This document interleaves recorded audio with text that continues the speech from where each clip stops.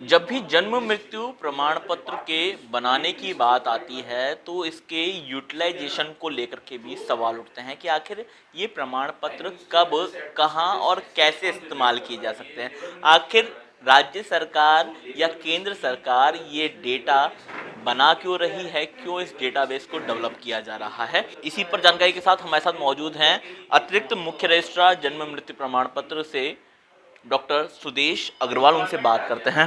Sir, चलिए, certificate तो आम जनता के काम आता है विभिन्न क्षेत्रों में, लेकिन ये डेटाबेस किस काम आता है? देखिए, पहले तो मैं आपको बता दूं कि हमारे राज्य में पहचान पोर्टल से 2014 से ये जन्म मृत्यु का रजिस्ट्रेशन हो रहा है और डेटाबेस तैयार किया जा रहा है। सारा काम ऑनलाइन किया जा रहा है और करीब हमारे पूरे राज्य में 12,000 रजिस्ट्रार इस काम को करने में लगे हुए हैं और पर डे करीब on an average 10,000 certificate per day birth, death और मैरिज के जारी होते हैं।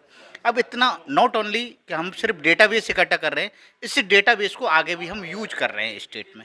जैसे यूज ऐसे कर रहे हैं कि जो भी हमारा डेटाबेस है, जो पहचान पर डेटाबेस आ रहा है, उसको हमने जन आधार से, जो राज्य का आप जानते हैं फैमिली डेटाबेस है, उससे हमने इंटीग्रेट किया हुआ है। उस इंटीग्रेशन के माध्यम से विभिन्न योजनाओं में जो लाभार्थी हैं उनके डेटाबेस से इंटीग्रेट करके हम इस डेटा को यूज कर रहे हैं। जैसे मैं आपको थोड़ा सा एग्जांपल बताऊं कि इस डेटाबेस से हम पीडीएस को डेटाबेस दे रहे हैं। पीडीएस सिस्टम है जो राज्य का, उसको दे रहे हैं, जिससे जो भी राशन कार्ड में डेथ हुई हैं उसका अपडेशन होता जा रहा है रियल टाइम। इससे हमने इंटीग्रेट किया हुआ है। दूसरा, जैसे हम दूसरा इलेक्शन डिपार्टमेंट को हम दे रहे हैं, तो इलेक्शन डिपार्टमेंट में जो वोटर लिस्ट है उनका अपडेशन में हम इसका यूज कर रहे हैं। जैसे और आपके पेंशन हैं, पेंशन डिपार्टमेंट को हम डेटा दे रहे हैं, डेथ का डेटा दे रहे हैं। इसका भी हम, जो डेथ होती जा रही है पेंशनर्स की, जो भी ओल्ड एज पेंशनर्स हैं, डेथ हो रही है, उनका रियल टाइम डेटा अपडेट होता जा रहा है।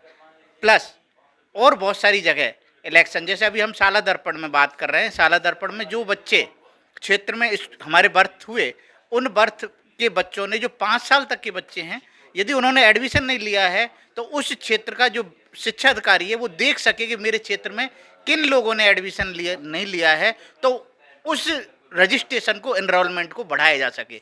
तो जो आप कह रहे हैं, हम सिर्फ यहाँ रजिस्ट्रेशन ही नहीं कर रहे, उस डेटाबेस को आगे हम यूज भी कर रहे हैं और हमारी प्लानिंग है कि हर डेटाबेस में जो हो वो ऑनलाइन हो, जिससे कि हम रियल टाइम उस डेटा को अपडेट कर सकें काम। 2021 में जनगणना भी होनी थी, हालांकि अब वो आगे ट्रांसफर हो गई है।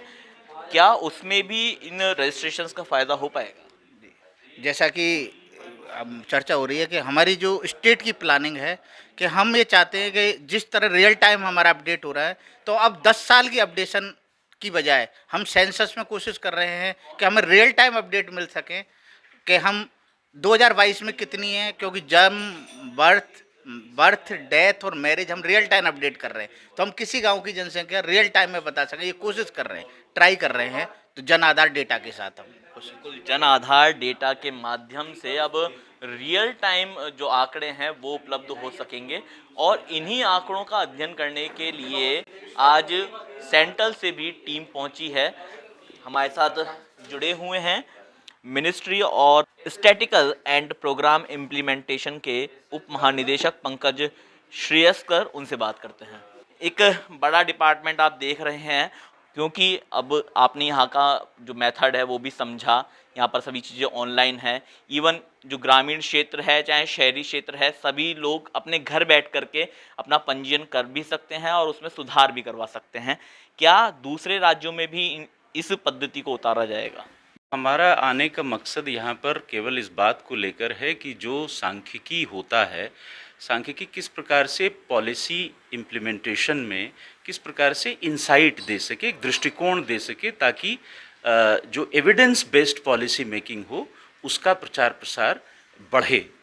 जहाँ तक इस पर्टिकुलर विभाग में आए जाने का सवाल है, ये दरअसल ये दर्शाता है कि किस प्रकार से इस राज्य में ग्रामीण लेवल से लेकर पूरे इस महानगर तक की प्रक्रिया में किस प्रकार से मृत्यु और पंजीकरण जो जन्म का होता है उसके मुतल्लिक कैसे इसको ऑनलाइन किया गया है, ताकि किसी भी ह्यूमन इंटरवेंशन की गुंजाइश ना रहे।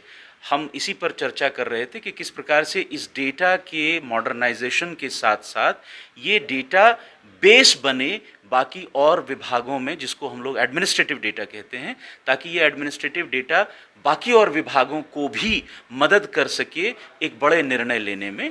इसी प्रक्रिया को समझने और उसको स्ट्रॉन्ग बनाने की एक ये स्टडी है। ये जो डेटा आप जिसकी बात कर रहे हैं, इसको किस तरह से एक बेस बनाना चाह रहे हैं? कौन कौन से डिपार्टमेंट में ये काम आने वाला है खास करके?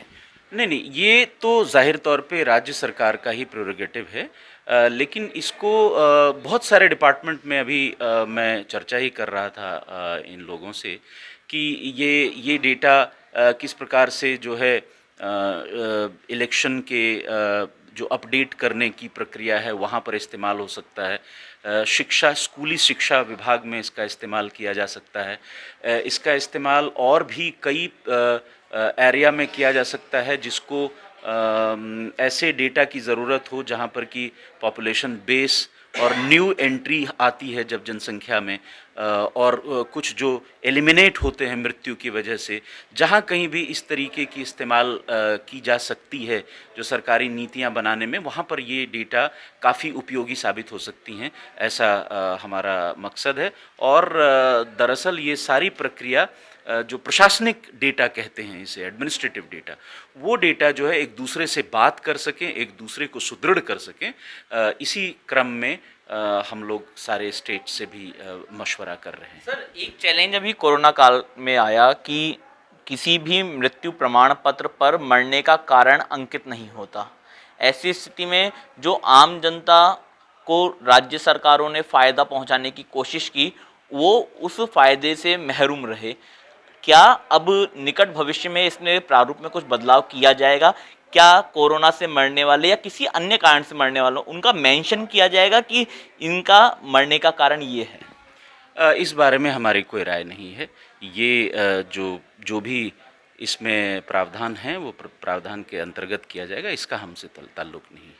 माना जा रहा है कि तमाम राज्यों में अपने अपने स्तर पर इस तरह का यहाँ पर एक सॉफ्टवेयर डेवलप किया गया होगा जिसमें जन्म मृत्यु प्रमाण पत्र यहाँ पर आसानी से बनाया जा सके, आम जनता को राहत पहुँचाई जा सके, लेकिन इसका फ़ायदा कहीं ना कहीं जो दूसरे विभाग हैं उनको भी मिल सकेगा। जयपुर से अंकुर जाखड़, ETV भारत।